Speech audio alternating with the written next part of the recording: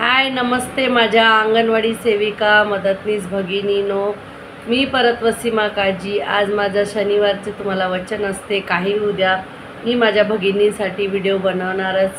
माझ्या रमजान सुरू आहेत, रोजा सुरू आहे, तरी पण मला वाटतं की तुमच्याशी बोलावं, माझ्या मैत्रिणींना व्हिडिओ करावं। आणि लाडकी लेक योजना याच्यामधून आपण अंगणवाडी सेविकांना जे कामाचं प्रेशर वाढलेलं आहे सध्या, ते कसं कमी करायचं, याच्यामधून तुमची सुटका कशी होऊ शकते, ह्या सगळ्या घडामोडी आणि तुम्हाला खरी माहिती देण्यासाठी मी वसीमा काजी परत तुमच्यासाठी आलेलो आहे माझ्या भगिनींनो। म्हणून तुम्ही वसीमा काजी ह्या चॅनलला आधी सबस्क्राईब करा, लाईक करा, कमेंट करा, बेल आयकनचं बटन दाबा। ज्या भगिनी नवीन नवीन माझ्या व्हिडिओवर येत आहेत, जास्तीत जास्त आपल्या अंगणवाडी सेविका मदतींना शेअर करा, कारण जी माहिती मी तुम्हाला देते फक्त आणि फक्त तुमच्या फायद्याचीच असते।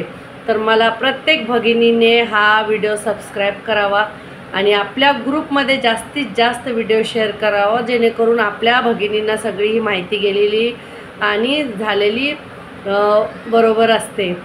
माझा रोजा असल्यामुळे थोडा तोंडातून शब्द एनिवे चालेल, तुम्ही मला नेहमीच ऐकता, ॲडजस्ट करून घेता। तशी आपल्या भगिनींसाठी बोलण्याची ताकद आणि पॉवर माझ्यामध्ये नेहमीच असते आणि आहे। आणि मी व्हिडिओसाठी खूप माहिती गोळा करते, चुकीची माहिती जाऊ नये आणि त्याच्यासाठी सगळ्यांना तुम्हाला प्रोत्साहन मिळावं, खरी माहिती तुम्हाला भेटावी।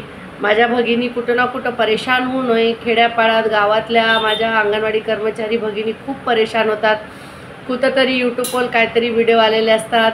आता बघा, एक व्हिडिओ असा आहे की तिथे अंगणवाडी सेविका युनिफॉर्ममध्ये बसलेल्या दाखवलेला आहे आणि तिथे पगार आशा वर्कर चाललेले आहेत। माझ्या भोळ्या भगिनी असतात, त्यांनी मला काही भगिनींचा लेक लाडकी विषयी कॉल आला, काही आता डॅशबोर्डवरच्या आपल्या म्हणजे आपलं जो पोषण पखवाडा चालला आहे पंधरवाडा, त्याच्याविषयी मला कॉल आले। तर मला त्याच्याविषयी तुम्हाला सगळी डिटेल माहिती द्यायची, पण जास्तीत जास्त माहिती आपल्या भगिनीकडे गेली पाहिजे, असं तुमचा पण मला सपोर्ट असला पाहिजे, कारण मी एकटी काहीच करू शकत नाही।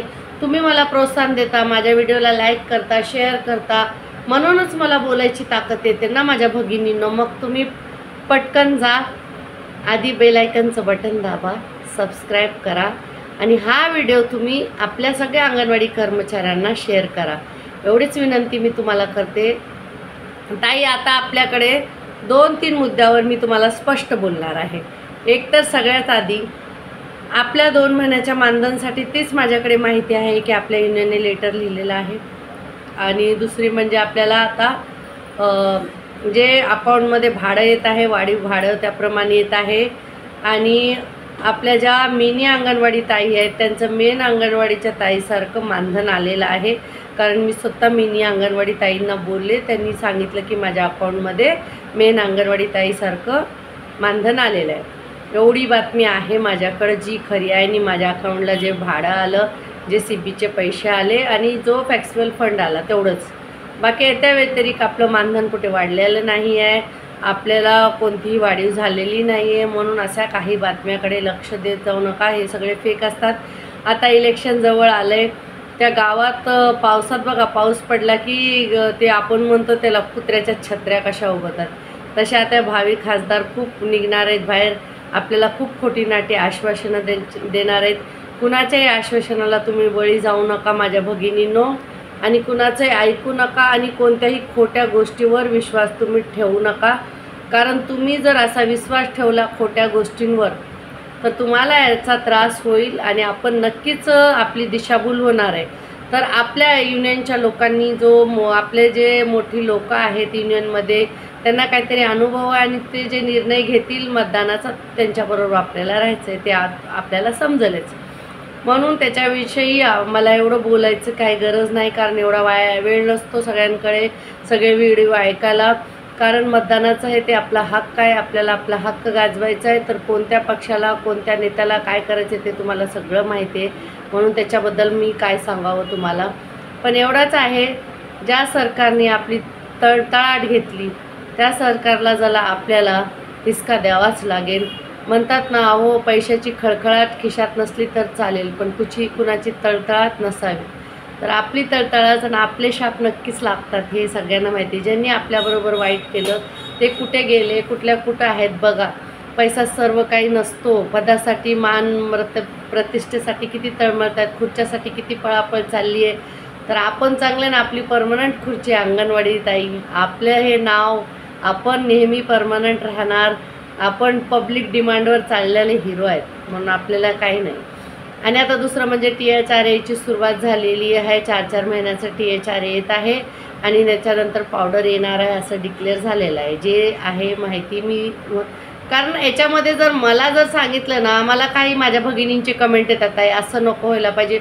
अहो सगळं मान्य आहे तुमच्यासाठी, तर मी हे करते, पण माझ्या हातात जर हे सगळं सरकारने जे नियम लागले चेंज करायचे असले ना, तर उद्याची जी आता आपलं आरामचं ट्रेनिंग झालं त्याच्यामध्ये माझ्या स्वप्नातल्या अंगणवाडीमध्ये मी जी अंगणवाडी लिहिली आहे ना, त्याच्यासाठीच मी स्पेशल व्हिडिओ बनवीन आणि तुम्हाला सांगेल की माझ्या मनात आणि माझ्या स्वप्नात कशी अंगणवाडी आणि कशी अंगणवाडी ताई आहे.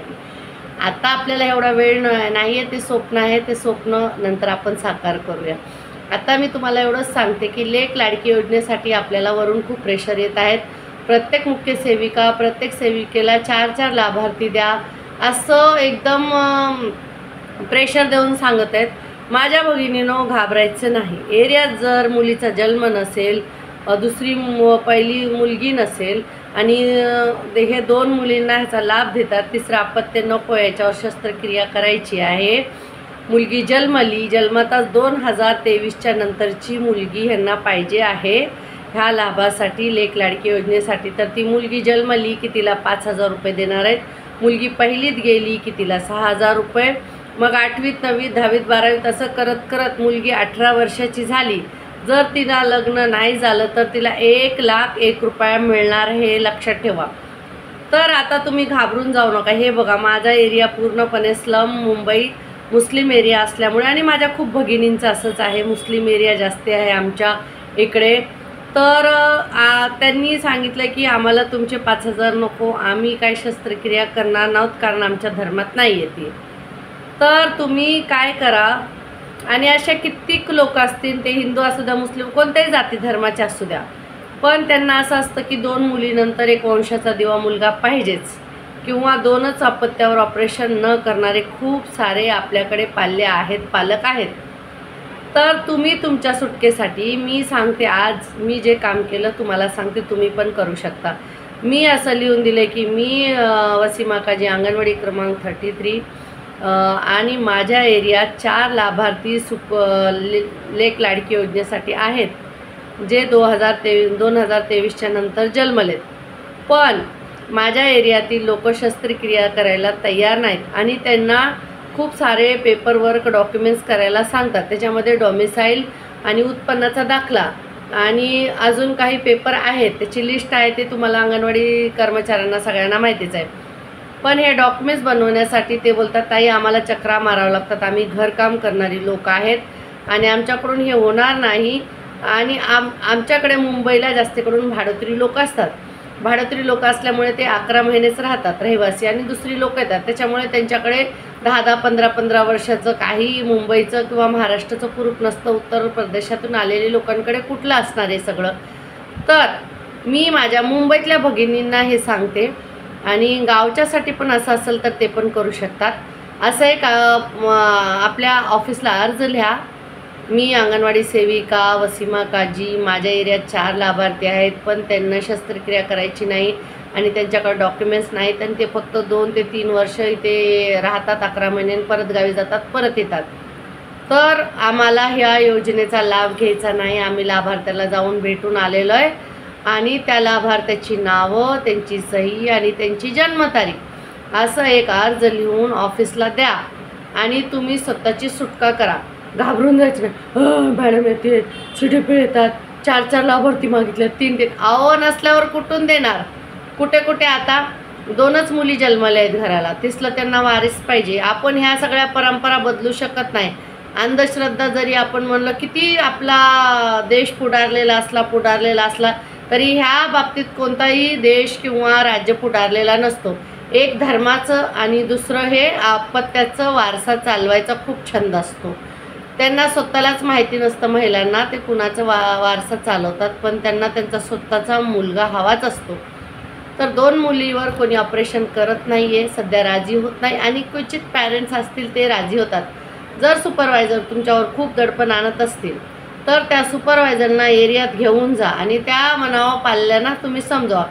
कारण अंगणवाडी कर्मचाऱ्यापेक्षा जास्ती चांगलं कोणीही समजू शकत नाही. हे मी तुम्हाला आत्ता लिहून देते एका बॉन्डवर. का? जेव्हा गोवर रोबेलाचे इंजेक्शन आले होते, कोणीही लोक इंजेक्शन घ्यायला तयार नव्हते. काहीतरी अफवा पसरली होती की ते इंजेक्शन घेतल्याने पुढच्या जनरेशनना मुलं वगैरे होणार नाही, अशी काहीतरी अफवा पसरली होती. तर आमच्या एरियात तर कोणीच इंजेक्शन घ्यायला तयार नव्हतं. त्यांनी मस्जिदमध्ये मौलानांकडून लोकांच्या मिटिंगा ठेवल्या. पूर्ण मुंबईत त्यांनी खूप सेमिनार केले, लोकांना समजावून सांगितलं. प्रत्येक मौलानांनी मस्जिदमध्ये ते ऐलान केलं. प्रत्येक धर्मगुरूंनी लोकांना समजवलं, पण लोक मानत नव्हती. पण जेव्हा अंगणवाडी सेविका, अंगणवाडी ताई आपल्या लाभार्थ्याच्या घरी गेली, हेल्थ पोस्टवाल्यांना, आशा वर्कर, आरोग्य सेविकांना पण ती लोक ऐकत नव्हती. पण आमच्या अंगणवाडी कर्मचारी, अंगणवाडी सेविका जेव्हा त्या मुलाच्या घरी गेल्या, त्या लाभार्थ्याच्या घरी गेल्या, तिच्या आईला समजावून सांगितलं, तर त्यांनी लगेच गोवर रुबेलाचं इंजेक्शन घेतलं. आणि ही आपली ताकद आहे, ही आपली पॉवर आहे. कारण आपल्यावर आपले लाभार्थी, आपले पालक विश्वास ठेवतात आणि आपण त्यांचा कधीच विश्वासघात होऊ दिला नाही. माझ्या भगिनी, आज माझ्या अंगणवाडी कर्मचारी पगार नाही भेटला, संपाचा मानधन नाही भेटलं तर कुजबुज करतात, आपसमध्ये बोलतात, ग्रुपमध्ये टाकतात, काहीतरी आपल्या मनातलं शेअर करतात, रिकाम्या होतात. पण जेव्हा समोर ते एक अंगणवाडी कर्मचारी म्हणून एरियात उतरतात, कधीच आपल्या कामामध्ये चुकारूपणा करत नाही. आणि प्रत्येक मुलीला, 2 मुली आहेत ज्यांच्याकडे पुरावे नाहीत, तहसील ऑफिसपर्यंत माझ्या भगिनी पोहोचलेल्या आहेत. स्वतःच्या तिकीटचे भाडे घालून लाभार्थ्यांना घेऊन जाऊन पुरावे बनवण्यापर्यंतची तयारी आमच्या अंगणवाडी भगिनीने ठेवली आहे. मग आम्हाला पगार वाढ नको का? पाहिजेच ना, सगळ्यांच्याच आशा आहेत. हे बघा, आपण 30,000पर्यंतचं काम करतो, आपल्याला रोजचे 1,000 रुपये भेटलेच पाहिजे कमीत कमीत. अशा तर महागाईचे दिवस आहेत, पण आपण असली कामं करतो. आपण कुठे विचार केला का? ती लहानची मुरडी आहे, तिच्याकडे डोमिसाईल नाही, तिची आई फिरते, तिला समजत नाही. तिचे 100-200 रुपये वाचवण्यासाठी आपण तिच्याबरोबर जातो ना, तिला 10 चक्रा लागू नये. कुणी आपली ओळख आहे, आपण चांगलं बोलून त्याचं काम करून घेऊ शकतो. ते बिचारे गेले, ते शिकलेले जास्ती नसतात. गावात शेतकऱ्यांच्या बायका, शहरमध्ये भाडोत्री लोक गावावरून आलेली, त्यांना काय माहिती. आणि जी स्थानिक लोक आहेत त्यांची मुलं आता मोठी झालेली असतात, स्थानिक घराची स्वतःची घरं ज्यांची असतात, तर त्यांच्याकडे आम्हाला एवढे लाभार्थी भेटत नाही. तर हेच आमचे लाभार्थी असतात भाडे करू. तर त्या मुलीला काकेत घेऊन माझ्या अंगणवाडी भगिनी जात आहेत पुरावे बनवायला. हे काय छोटं काम आहे का? आपण मनात ठेवलं का आपल्याला पैसे नाही भेटले, सरकारने नाही दिले? माझ्या लाभार्थ्याला, माझ्या एरियातली मुलगी म्हणजे ती लेक लाडकी, हे खरंच योजनेला नाव दिलेलं आहे. कारण एवढं लाड करून माझ्या अंगणवाडी कर्मचारी सगळ्यांना घेऊन जातात पुरावे बनवण्यासाठी. तर भगिनीनो, हे तुम्ही स्वतःसाठी स्वतःची पाठ थपटपा ना, स्वतःची थपटपा स्वतःला सांगा. हे सरकार नाही करत आहे, आपण करतोय. आपणच जर ते गेलो नाही, पुरावे बनवले नाही आणि लाभार्थी शोधून दिले नाही, तर सरकार काय करणार आहे? आपणच करतोय ना. म्हणून त्यांनी अंगणवाडी सेविकांना अंगणवाडीत जाऊन भेटा म्हणून असं का दिलेलं आहे? ते लेक लाडकी योजनाचं पूर्ण पेपर वाचा, खाली लिहिलेलं आहे अंगणवाडीत जाऊन भेटा. कारण त्यांना माहिती आहे अंगणवाडी कर्मचारी हे काम करूनच देणार. अंगणवाडी कर्मचारी खूप जिद्द आहे आणि लाभार्थ्यांच्या फायद्यासाठी ती कितीही कष्ट करते. तर असं आपले एवढं चांगलं काम आहे, मग आपल्याला छोटं काय समजायचं? हे बघा, मी तुम्हाला नेहमीच म्हणते आणि आत्ता पण सांगते, अंगणवाडी कर्मचारी होणं हे पण नशीब आहे. बघा, आपल्या अंगणवाडीच्या विभागात दुसऱ्या महिला जाऊ शकतात का? नाही. येऊ शकतात का? नाही. त्याच्यासाठी किती क्रायटेरिया आहे. 35 वर्षाच्या आत वय असलं पाहिजे, 2च अपत्य असले पाहिजे, शिक्षणाच्या 8 वयाच्या 8. पण आपण अंगणवाडी सेविका ह्या सगळ्याकडे आपल्या अंगणवाडीच्या वेळानंतर काम करू शकतो. हे आपल्याला गॉड गिफ्ट मिळालेलं आहे. अंगणवाडी सेविका बचत गटाची निर्मिती करू शकतात. मी तुम्हाला सांगते भगिनीनं, मी वस्तीतर संघ बनवला होता, त्याच्यात माझे 15 बचत गट बनवणे होते. आता एक योजना आली, त्याच्यामध्ये 2 लाख लोन ज्या महिलांनी घेतला त्यांना 1,00,000 कर्ज माफी झाली तर आम्ही बचत गटच बनवले नसते आणि आम्ही एवढी पहल केलीच नसती, पुढे झालोच नसतं, पुढाकार घेतलाच नसता, तर हा फायदा आपल्या महिलांना किंवा आम्हाला स्वतःला भेटला असता का? नाही ना. मग आपल्याला ही संधी आहे, आपण खूप कामं करू शकतो, वेगवेगळी कामं करू शकतो. आता स्वतःचं घर हे स्वप्नातलं घर हे सगळ्यांचं स्वप्न असतं. तर सिडकोच्या लोक आली एका संस्थेकडून, ते खूप कमी भावात आपल्या भगिनींना घर देत आहेत, त्याचं आम्ही काम करतो. काही संस्था चांगल्या काम करत असतील, आपल्या लाभार्थ्यांना फायदा होत असेल, तर ते पण माझ्या भगिनी आरोग्यावर असू द्या, आहारावर असू द्या, शिक्षणावर असू द्या, कशावरही कोणत्या संस्था येऊन आम्हाला थोडीफार मदत करतात, तर त्यांच्याकडून आम्ही हे आमच्या कामाच्या ड्युटीच्या पलीकडे जाऊन हे काम करतो. आता कधी कधी संध्याकाळी एखाद्या बाईची डिलिव्हरी आहे, तिच्याकडे कोण नाही, जातो का नाही? आपण जातो ना. मग तेव्हा आपण त्या कामाचा मोबदला किंवा ओव्हर टाईम मागतो का? अहो, एवढं मोठं गॉड गिफ्ट देवाने आपल्याला प्रेम ओव्हर टाईम दिलेलं आहे, ते प्रेम कोणाला भेटत नाही. आठवलं का तुम्हाला गौररोबेला हा आपल्यामुळे सक्सेस झालेला? मग आपल्याला सगळ्या शाळेतसुद्धा बोलवलं होतं, मोठ्या मोठ्या इंग्लिश स्कूलमध्ये अंगणवाडी सेविकांना बोलवलं होतं कन्व्हिन्स करायला. मी स्वतः गेलेले म्हणून मला माहिती आहे. आणि आपल्या बोलण्यावरून लोकांनी हे गौररोबेलाचं इंजेक्शन घेतलं होतं. तर आपले काय छोटी हस्ती नका समजू, स्वतःला वाढवा. आता आशा वर्करचं मानधन वाढलं, आशा वर्करचं मानधन वाढू द्या, त्यांचं नशिबाचं आहे. काही लोक बोलतात की आशा वर्करकडून बोलते. अहो, ती पण स्त्रीच आहे ना, आपली बहिणीच आहे. पण तुम्ही सारखं त्यांचं नाव घेऊन आपल्याला छोट्याने त्यांना मोठे का करता? सगळ्यांच्या जागा वेगवेगळ्या आहेत. जशी तलवारीची जागा सुई घेऊ शकत नाही, सुईची जागा चाकू घेऊ शकत नाही, तसं सगळ्यांच्या जागा वेगवेगळ्या आहेत. आपलं तरी काहीतरी भलं होईल, मोठं भलं होईल, मिळेल आपल्याला. कारण आता सध्या इलेक्शन पूर्ण देशातलं आहे, तर त्यांना आशा वर्कर आरोग्यसेविकांची गरज असेल. जेव्हा महाराष्ट्रात मुख्यमंत्री चेंज होईल, त्याचे मतदान येईल, तेव्हा त्यांना आपली गरज लागेल. कारण वेगवेगळ्या राज्यामध्ये वेगवेगळं मानधन आहे. तर पूर्ण आता भारताचं प्रधानमंत्री चेंज होणार, हे इलेक्शनसुद्धा माझ्या काही भगिनींना माहीत नसतं की कशाचं कोणतं असतं. हे जे लोकसभेचं इलेक्शन आहे, याच्यामध्ये पंतप्रधान चेंज होतो आणि प्रत्येक वेगवेगळ्या ह्याच्यात राज्यात वेगवेगळे मानधन आहे सेविकांना. तर सध्या त्यांना आपली गरज नसेल म्हणून आपल्याकडे लक्ष देत नसतील. पुढे अजून एक मुख्यमंत्री बदलायचा आहे, त्याचं इलेक्शन येत आहे, तेव्हा ते आपल्याकडे लक्ष देतील. अहो, आपल्याकडे लक्ष दिलंच पाहिजे. आपली संख्या किती आहे महाराष्ट्रात? 2 लाख. आणि नाही दिलं तर त्याचे परिणाम त्यांना माहितीच आहे, स्वतः माहिती आहे, सांगावं लागत नाही. अंगणवाडी ताई नुसती पोलिओ बूथवर उभी राहिली ना, असा इशारा केला तरी आमचे पॅरेंट्स आमचे लाभार्थी आमचं एवढं ऐकतात. तर त्या सरकारला पण आपलं ऐकावंच लागेल. आणि नाही ऐकलं तर त्याचे काय परिणाम होणार आहे स्वतः सरकारला माहीत आहे, शासनाला माहीत आहे आणि सर्वांनाच माहीत आहे. एक अचानक अधिकारी आला एरियात, तर त्याला काही एरियातली लोक ओळखतात का? कोण आहे? सामान्य माणसासारखं त्याला बोलतात. पण आपण किती आदर सत्कार देऊन त्यांना एरियात फिरवतो, ओळखी करून देतो, पाळकी करून देतो. आपल्याला सगळी लोक बोलतात. आता तर मतदान आहे, आपण तर आता कसे VIP लोक आहेत, आपल्याकडे किती पक्ष येणार, बोटावर मोजता येणार नाहीत एवढे पक्ष येणार आहेत. कसले कसले कोण पण काय पण घेऊन आता उभं राहील येड्यासारखं आणि आपल्याकडे येतील. तर आपण अंगणात आहेत, तर रिंगणातल्या लोकाला अंगणात खिचायची ताकद भगिनींनो आपल्याकडे. स्वतःला छोटं समजू नका आणि दुसऱ्यांची नावं घेऊन दुसऱ्याला मोठं करू नका. अंगणवाडी कर्मचारी हा देशाचा पाया आहे, पाया. आपण पाया घडवतोय. बघा, आपल्यातून किती मोठे मोठे नागरिक घडून गेलेत. कुठं मी भेटले आणि एक 25 वर्षाचा मुलगा मला आवाज देतो, ओ टीचर, मी तुमच्या अंगणवाडीत येत होतो, तुम्ही मला ओळखलं नाही. किती अभिमान वाटतो. हा मुलगा बघा ह्या मोठ्या किती जागेवर काम करतो आहे. आणि त्यांनी मला खिडकीतून बघितलं, मी त्याला ओळखलं नाही, एवढा मोठा झाला, पण त्यांनी मला ओळखलं. कारण जेव्हा मी अंगणवाडीत लागले होते 2002ला, तो 3 वर्षाचा होता. आता तो मुलगा एवढा मोठा झाला. काहींचे माझ्या एरियातल्या मुलांची लग्नसुद्धा झाले. ते आपल्या बायकोला घेऊन माझ्या अंगणवाडीत भेटायला येतात, आशीर्वाद घेतात. किती छान वाटतं. हे आपल्यासारखं पुण्य घ्यायचं कुणाला आहे हो? आहे का कुणाच्या नशिबात जेवढं आपण पुण्य घेतो? खरंच सांगा तायांनो, आहे का? तर बाकी सगळ्या गोष्टीकडे लक्ष देऊ नका, सकारात्मक राहा. आणि आपला मुख्यमंत्रीच्या इलेक्शनच्या आधी पगार वाढणारी हे मी तुम्हाला सांगते. माझं तोंड आहे, ही मी सांगते, सकारात्मक बोलते, काय पर्यायच नाही मग आपल्याशिवाय. तुम्हाला हे माहिती आहे आपण काय करू शकतो. तेव्हा आपला पगार वाढणार आहे. आता त्यांना आपली गरज नाही, आपण पण दाखवायची त्यांची गरज आपल्याला नाही. झालं. सगळंच ओपन करून सांगायला लावू नका मला. माझ्या मागे ती लोकं ईडी तर लावायची नाही, माझ्याकडे ना पैसा ना पाणी काय पण नाही, तर मला काय घाबरायची गरज नाही. पण नको, आपल्याला कुणाला अपशब्द नाही वापरायचे.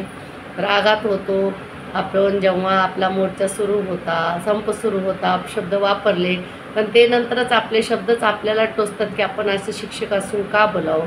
कधी कधी खूप हे लोक आपल्याला मजबूर करतात हे शब्द वापरण्यासाठी. अहो तुम्ही एवढे डेकोरेशन करताय, एवढे मोठे मोठे फुलं उधळताय जिस्पिने, आता तुमचे प्रत्येक सभा चालल्यात, कार्यक्रम चालल्यात, त्याच्या मागचा खर्च बघा. आणि तुम्ही 2 लाख महिलांना जे संपावर होत्या, तर त्यांना तुम्ही 2 महिन्याचं मानधन आमचं कापलं ते देऊ शकत नाही. किती किती लाजिरवाणी गोष्ट आहे. एकीकडं लेक लाडकी, एकीकडं सुकन्या योजना, आणि आम्ही काय सावत्र लेकी आहेत का? आम्ही सरकारच्या, म्हणून शासन आम्हालाच लक्ष देत नाही.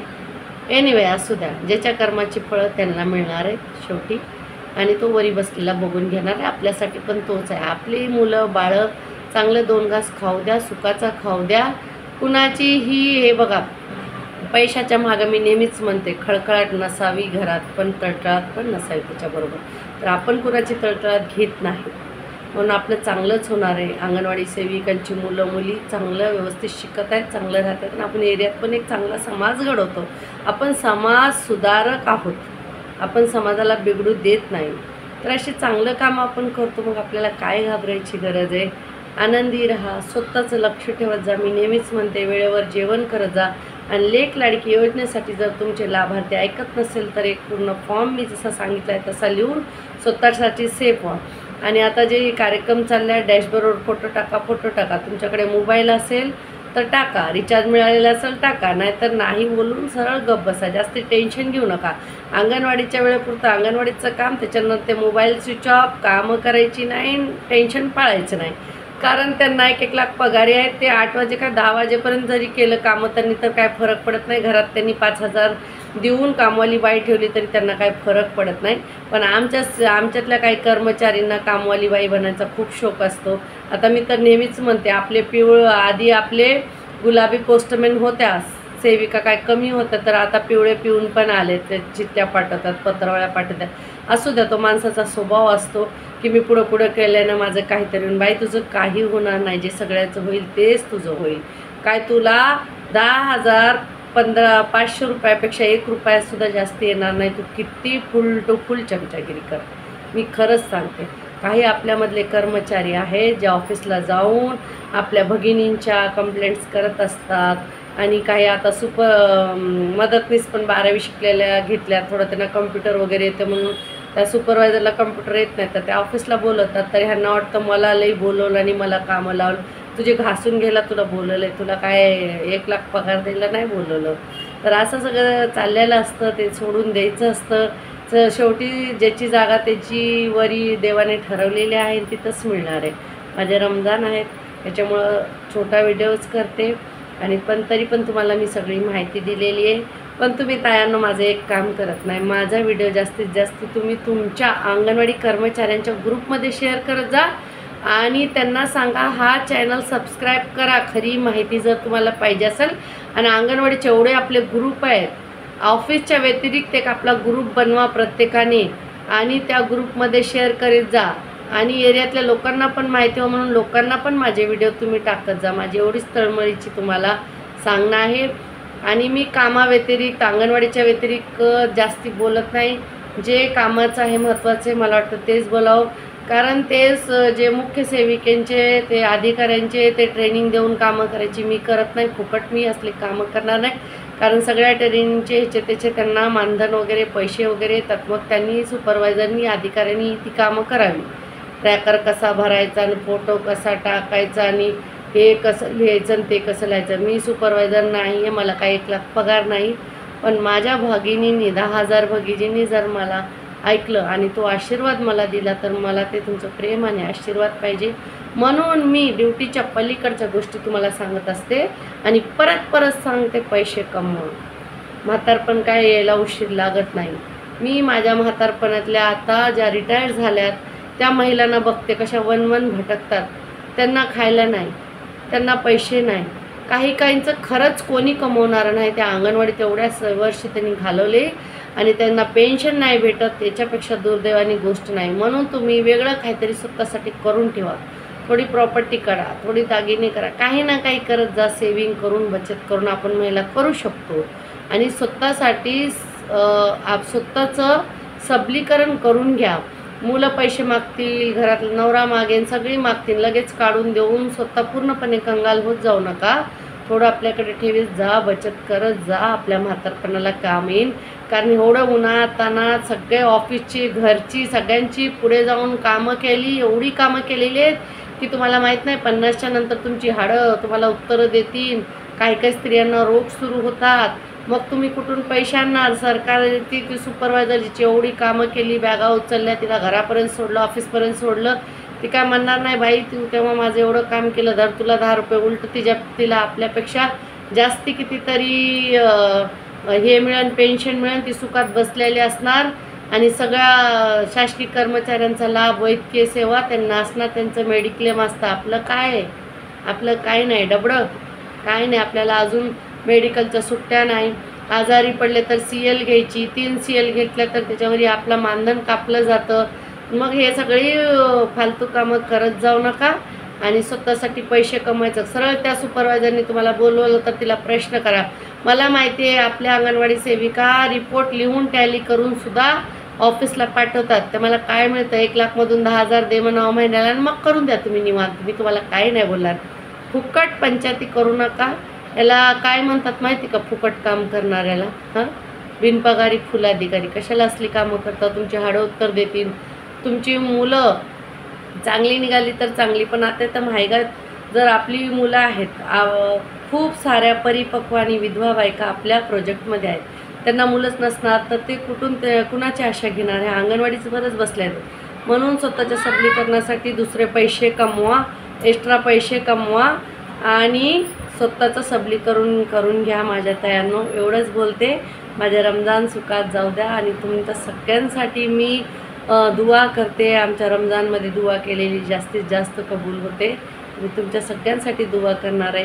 येणाऱ्या मुख्यमंत्र्यांच्या इलेक्शनच्या आधी आपल्याला नक्कीच पगार वाढवणार आहे. लिहून घ्या तुम्ही, कारण आपण चांगला ह्या इलेक्शनना त्यांना हिसका दाखवायचा आहे, हे लक्षात ठेवा. धन्यवाद माझ्या भगिनींनो आणि जीवनात पुढे चला आणि पुढे चलता चलता व्हिडिओ पण पुढे पाठवा जरा. सगळ्यांना माझ्याकडून प्रेम. धन्यवाद.